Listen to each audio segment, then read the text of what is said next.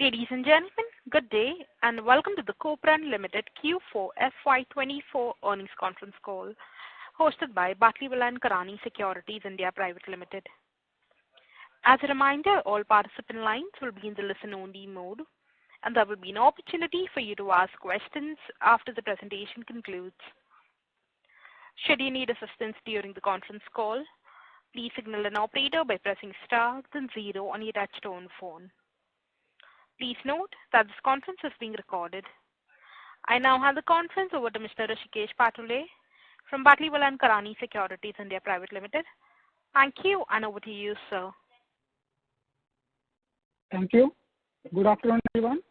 On behalf of B&K Securities, I welcome you all to Q4 FY24 earnings conference call of Kopran Ltd. Hope everyone is in good health and doing well. On behalf of Kopran today, we have Mr. Surendra Somani, Executive Vice Chairman, Mr. Ajit Jain, Chief Operating Officer, and Mr. Sanjay Doshi, Group Advisor. I now hand over the call to the management for the opening remarks, post which we'll open the session for Q&A. Over to you, sir. A very good evening and a warm welcome to all of you to this investor call for Kopran. I will first give a brief overview on the quarter 4 results and the annual results. The consolidated turnover for the quarter ended March 24 was 186 crores and for the year ended was 615 crores. The corresponding consolidated turnover for March 23 quarter was 158 crores and the sales last year were 551 crores. The consolidated profit for the year ended March 24 was 51 crores compared to 27 crores for the previous year. A brief overview of the divisions. The total turnover for the active pharmaceutical ingredients business was 338 crores as compared to 303 crores in the previous year. We have improved our performance, but the profitability remained under pressure due to prices and competition from China. However, new products like ferropenem and ertapenem were successfully launched in the last quarter, and this has added to the penem business. General products like ticagrelor, rivaroxaban, and empagliflozin have now been commercialized and are marketed to various customers in India. In the international market, the DMFs are under submission and expected to be approved by our customers in the next 6 to 8 months. We have also made various applications for CEPs for the European market, and some CEPs like amlodipine and limicycline are expected in the current or next quarter. Our R&D has been working actively, and new products like edoxaban, lacosamide, and macitentan development has been completed, and we expect commercialization in the current financial year. The overall outlook for API continues to be positive. For the formulations, we had a turnover of rupees 281 crores as compared to rupees 250 crores in the previous year. The sales growth continues from these semi-regulated markets, but the focus is now on new products for the regulated markets. We have commenced investment in validation batches and bioequivalence studies to file our own dossiers for registrations in regulated markets like UK and Europe.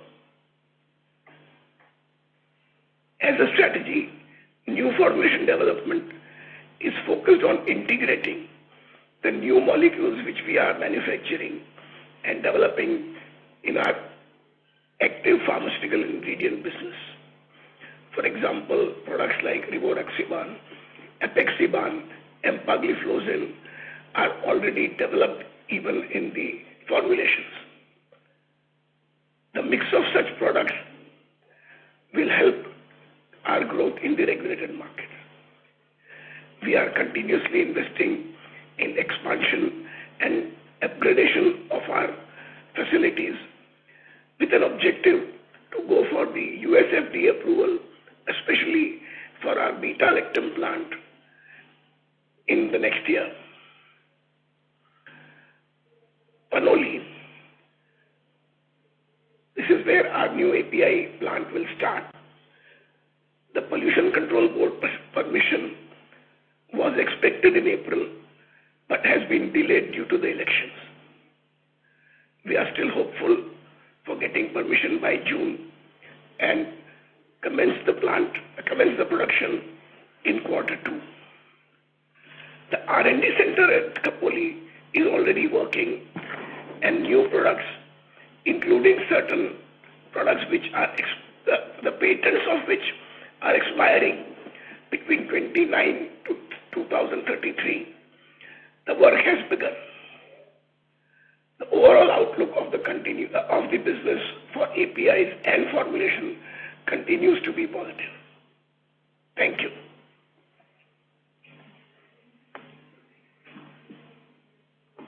Should we open up for questions? Yes, please. Thank you.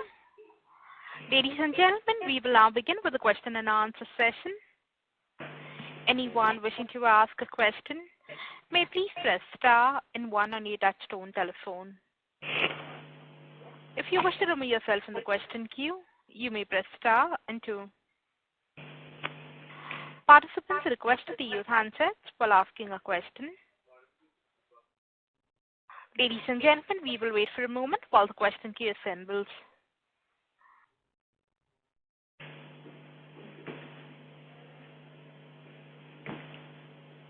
The first question is from the line of Sajal Kapoor, an individual investor. Please go ahead. Yeah, hi. Thanks for taking my question. So I wanted to know the EU approval status for minocycline and any of the newer generation products that we have started filing.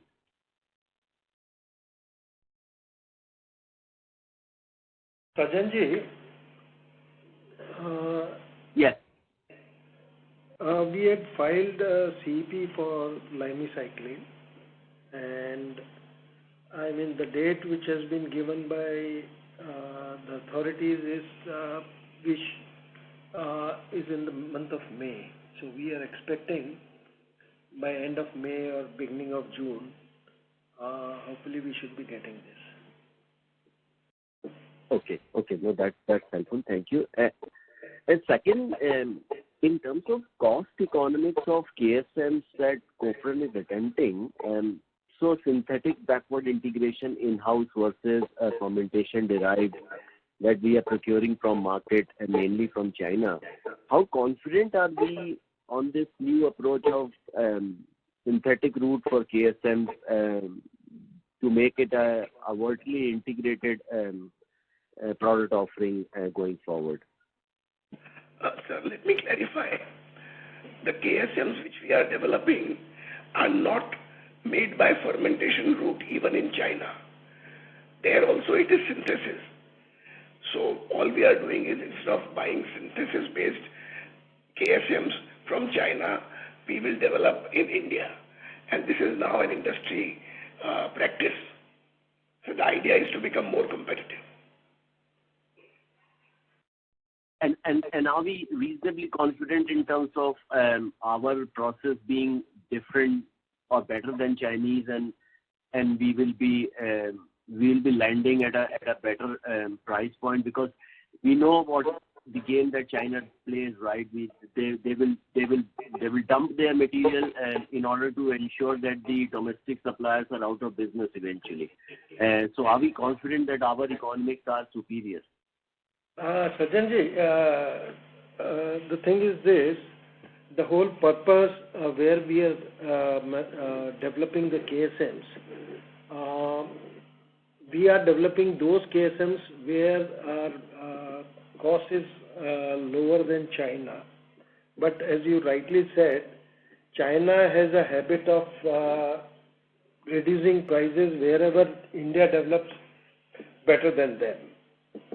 And I mean, that scenario is going to remain, but developing these KSMs gives us a security in case, I mean, wherever China is dumping, we always have a choice to buy from China and not manufacture our own KSM.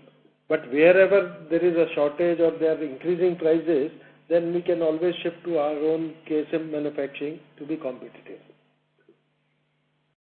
Sure. And lastly, sorry? Yeah, please. Yeah. And lastly, on this Panoli EC environment clearance status, which we all have been waiting for a couple of years at least, if not more, has the Pollution Control Board, the Gujarat Pollution Control Board, that is, have they given any sort of indication what is it that they don't like in the existing I'll brief you the status as far as GPCB is concerned. Earlier, there was a confusion between Gujarat Board and Central Pollution Control Authorities that who has the authority to allow us, give us a permission. And initially, as per we had applied to Gujarat government, and later on when they said, I mean, now Center has said that they only will do it. So we have approached the central authorities and we submitted it. One hearing has already been done and we made our presentations and they've asked for one clarification and which we have already submitted. And the moment next hearing comes, we are quite reasonably sure that we'll get it.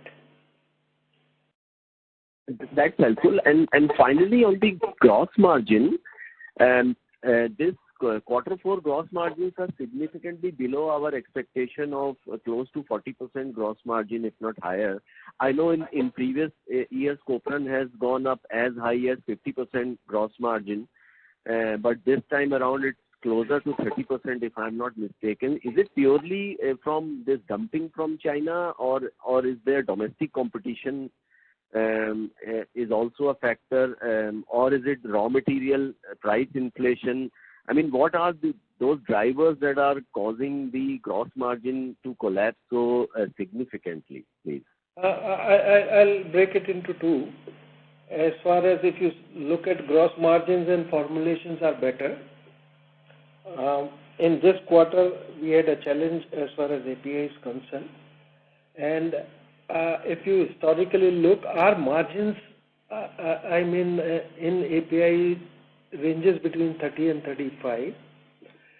In some quarter, you'll find that going up because inventory built up. Wherever, if the sale is lower than the production, you'll find a calculation of gross margin as a percentage because you build cost of manufacturing into your inventory valuation. Okay. So that particular quarter you'll find it's going closer to 40%. But these are, if I take an average, it should range about 35%.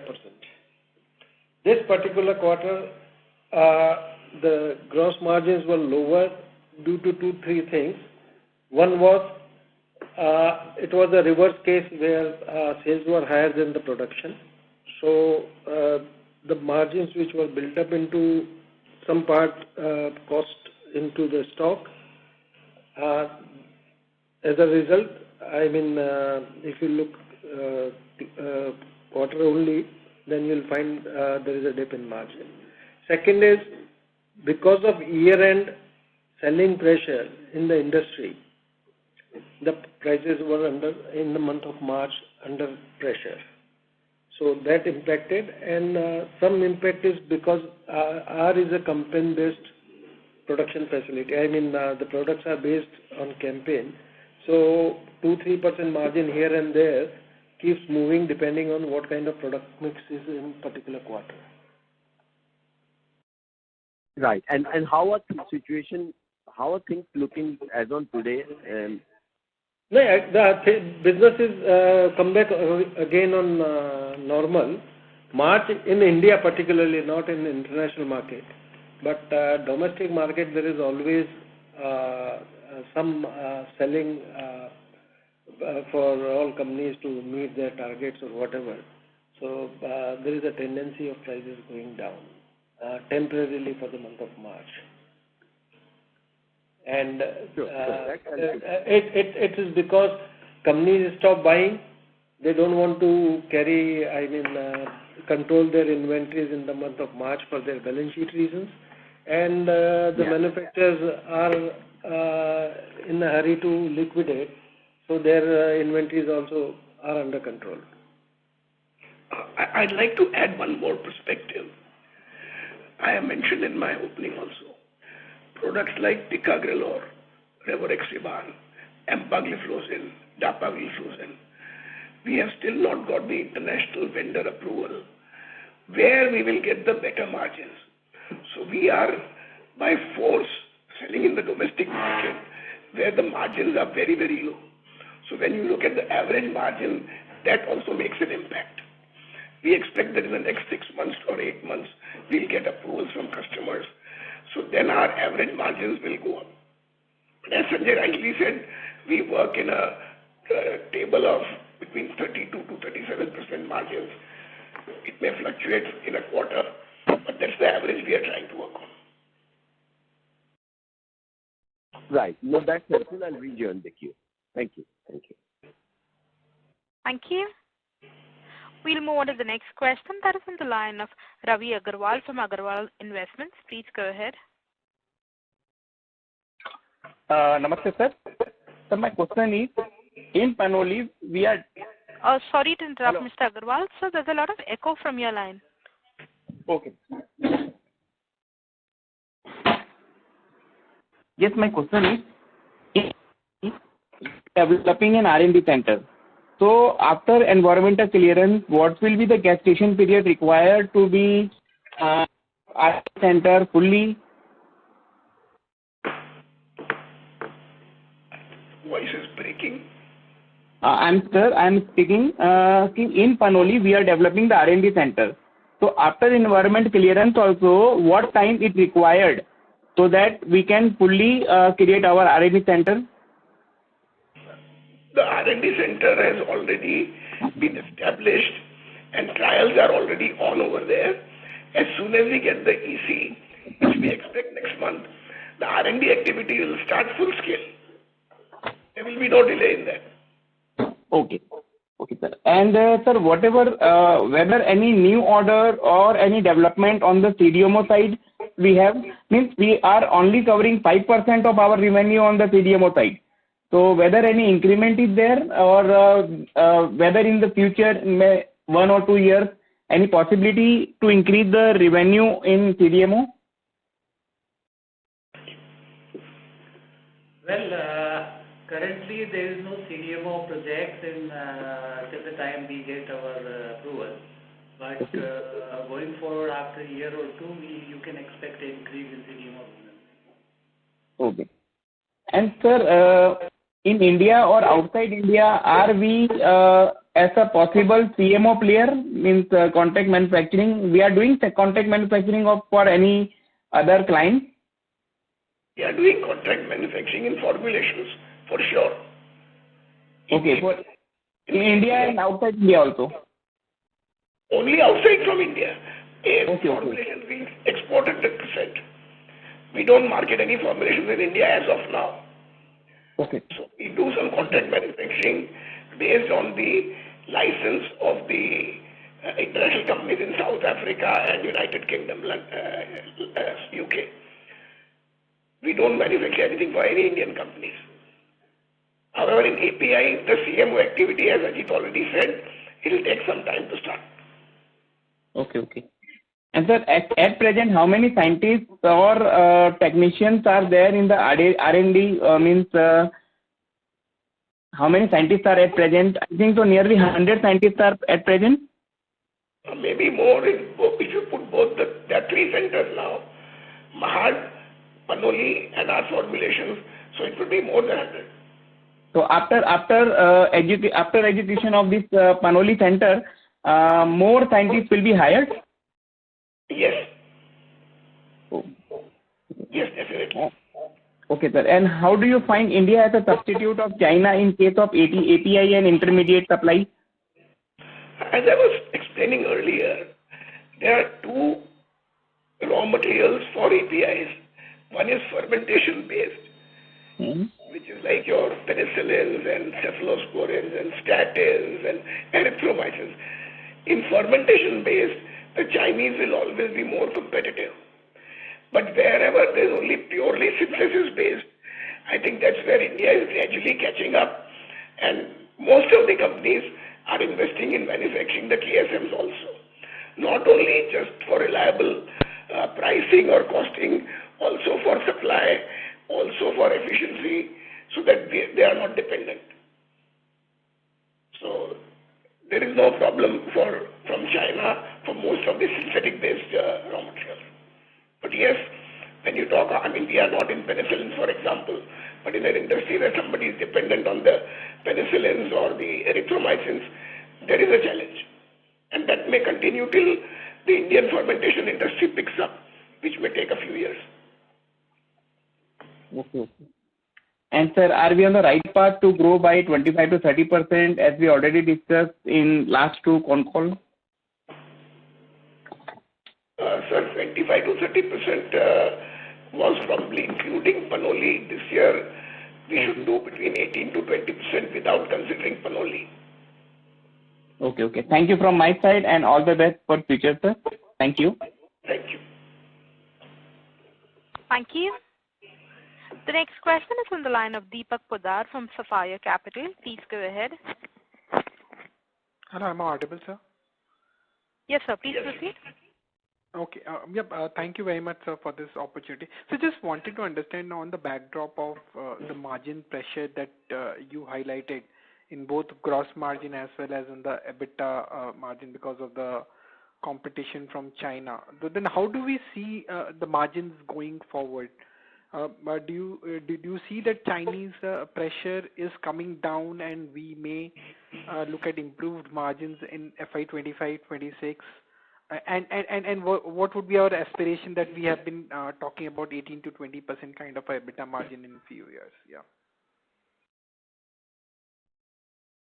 As far as margins are concerned, it's a function of, as we said, we are looking at improved margins,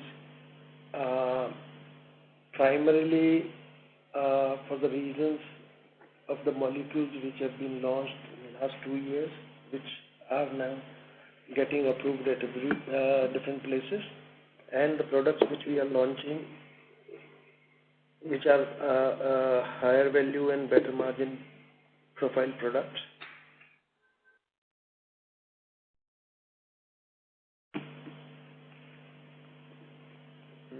So what sort of margin outlook we have for this year, FY25? This year, I mean, ex-Panoli, because we have not factored in operations of Panoli till it comes and we put our budget and production plan for Panoli. But ex-Panoli, I could say that EBITDA would be about 100 crores in this year. 100 crores kind of a EBITDA in this year without Panoli. Yeah. And what is the expected timeline of Panoli? Panoli, we are expecting approvals in the month of June, and after trial production, etc., I mean another 2-3 months, and proper commercial production should be in Q3. Okay, commercial production to start in Q3. Will commence in Q3. We don't expect capacity production because once we start commercial production, then there is the issue of taking the validation batch, stability data, vendor approval. So while we have started that process from pilot plant to be able to forecast the full capacity of the Phenoli plant. A lot depends on the vendor audits. So it's a little subjective. I got it. I understood. I think, yeah, that would be it from my side, sir. All the very best to you. Thank you. Thank you, sir. Thank you. The next question is from the line of Chirag Jain from Yogya Capital. Please go ahead. Good afternoon, sir, and thanks for the opportunity. Most of my questions have been answered. I have just one query. How much of our production is currently outsourced? That was my only question now. Sorry, come again. Sorry, if you don't mind, can you ask? How much of our current production is outsourced? Sorry, production is all done either at Mahad or at Khopoli. As of now, formulated at Khopoli. Out of our total sales, you mean? Out of our total sales, maybe 1% or less than 1% is outsourced. I mean, at times we buy some injectables or formulations to have a package in the ROW market. Otherwise, not really much. It would be 1% or less of the total. Thanks. Yeah. Understood. Because my question arose because you mentioned that to earlier participants, but that was helpful. I will get back in the queue. Thank you. Thank you. Thank you. A reminder to the participants, anyone wishing to ask a question, may please press star and 1. The next question is from the line of Arvind Rai, an individual investor. Please go ahead. Am I audible, sir? Yes, sir. Sir, I have a question from our presentation which we had in November 23. I want to talk about atenolol and nitroxyline. Can you please update us as to what is happening on these two products? Because they were supposed to start in early 24, and as we proceed, they were supposed to pick up. Where do we stand in these two products? Which products? Ethanol and nitroxyline. Nitroxyline. I mean, nitroxyline we have been selling for last 2 years and well received in market. So, and ethanol, so we have been selling. I think probably you trying to ask ethanol for US market probably. Yes, US market. My question is for US and Europe. Okay. Nitroxyline in Europe is now starting in this quarter, and US ethanol trial material has gone, and we expect that commercial orders will come in the next 3 to 6 months. So because, sir, in that con call, you said you were in touch with few multinationals for supplying in US. Yes. So have you been able to tie up with any one of them? Yes, we had talked. We have already supplied the validation batch quantity, and I mean, what we are trying to say that we are supplying to some of the customers for US market. What we are talking about, some multinationals where they have taken validation batches, they have filed their documentation with regulatory authorities, and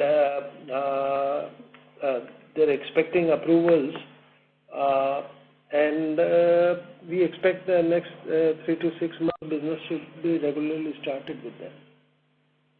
This product of ethanol is approved by USFDA, right? I'm talking about ethanol only. We are supplying to some of the customers for US market for last 1.5 to 2 years. Yeah. And what you're talking about is probably what I can assume is one particular large MNC where we have been in talks with them. They have already taken validation batches with our products. They have filed their NDA with the FDA there, and we expect the business, I mean regular commercial business, to start in next 3 to 6 months. 3 to 6 months. Because, sir, you claim that you will be supplying 60 to 70% of US ethanol requirement. Yeah. So that MNC is the, I think, largest player in US. Okay. Yeah. So another quarter or maybe 2. Sorry? Sorry. So maybe as a start to them. Yeah. Okay. Okay, sir. And nitroxyline in Europe? Europe business, regular commercial business will start in Q1 and June onwards. June onwards. So we can expect some contribution in next quarter? Certainly. Okay. Thank you. Thank you very much, sir. That's all from me. Thank you. Thank you. All the best. Yeah. Thank you. The next question is from the line of Sajal Kapoor, an individual investor. Please go ahead. Yeah, hi. Thanks for the follow-up. I heard you mentioned EBITDA of close to 100 crore this fiscal. Our best EBITDA on console basis was about 87 crore in FY22. So basically, we are hopeful of an all-time best EBITDA without any contribution from Panoli, correct? You understood it correctly. But I'll mention one thing here. That 100 crore is for the year. There would be up and down in the quarter-on-quarter basis. It won't be divide by 4 kind of a situation. Yeah, of course. Never is. Pharma is always, you cannot extrapolate or divide by 4. No, I appreciate that. But on an yearly basis, by the time we exit this fiscal, we are expecting 100 crores of consolidated EBITDA. Absolutely right. Okay. So assuming that we do 56, yes, sorry. Yes, Ajalji, I couldn't get you. Okay. So assuming we do 50-60 crores of cash flows out of this EBITDA, do we intend to take any additional debt for our capex requirements, or we believe that our internal cash flow will be sufficient? I don't think we intend to take any debt for capex, and we are not looking at very, very heavy capex in next 1 year. The only probably... Right. Yeah.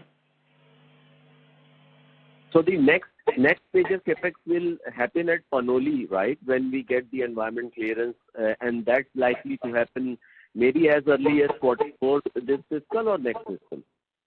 Next fiscal, because we already have spent, done our capex. We have to build one more block out there, which we have space and identified the thing there. So once Panoli 1 year it runs, then only we'll take up that thing there. Right. And in terms of our available land parcel for a brownfield expansion on our existing site, do we need any new land parcel or start a greenfield anytime soon, or we believe that we can continue to expand at Panoli or other sites? I think for next 3-4 years we can continue to expand at our existing facilities. All right. Okay. That's helpful. Thank you so much. Thank you. Thank you. Thank you. A reminder to the participants, anyone wishing to ask a question, may please press star and 1.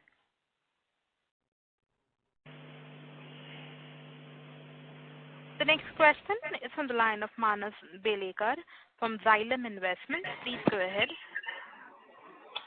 Hi, sir. Sir, I just wanted a clarification on Panoli. You mentioned Q3 is when we start Panoli, right? Yes. Sir, what would be the revenue contribution for this year?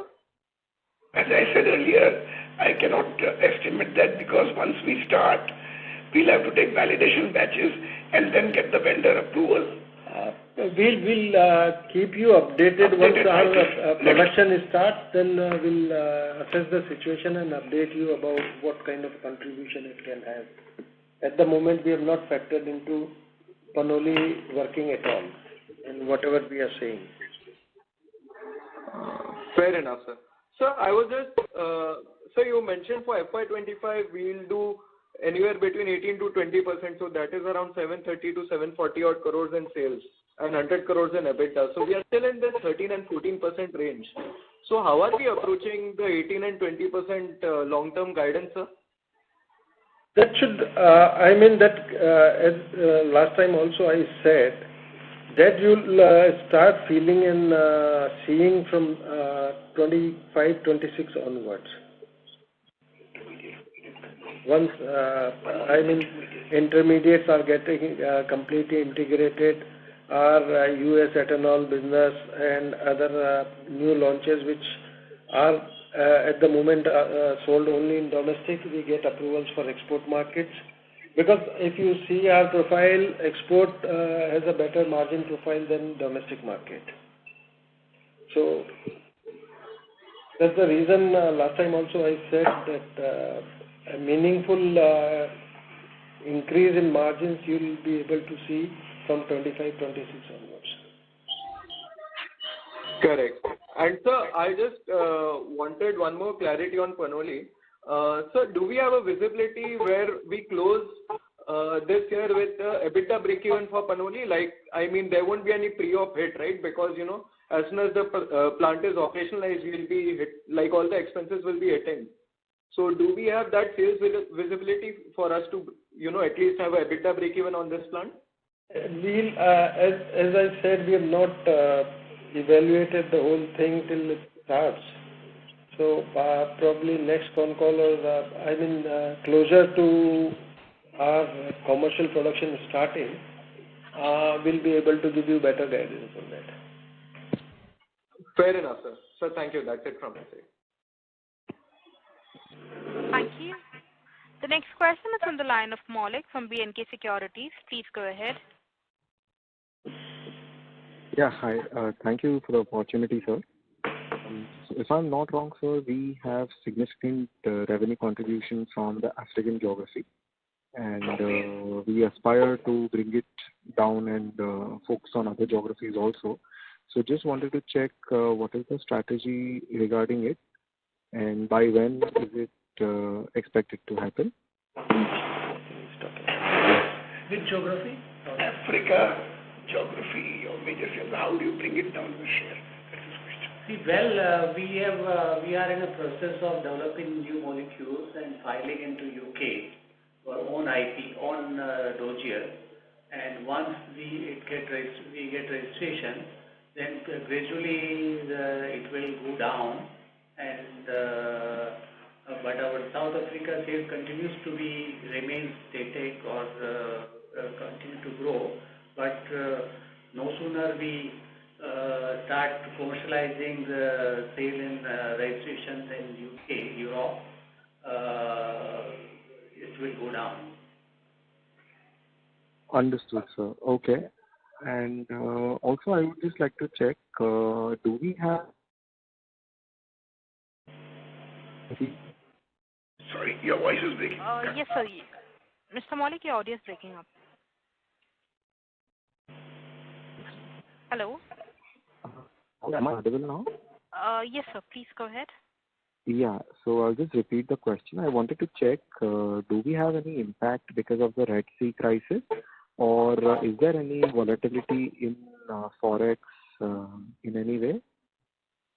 I think Red Sea has some impact in terms of shipment timings to our Latin American business and to some of our imports. Understood. Okay. And any Forex impact, sir, on operation?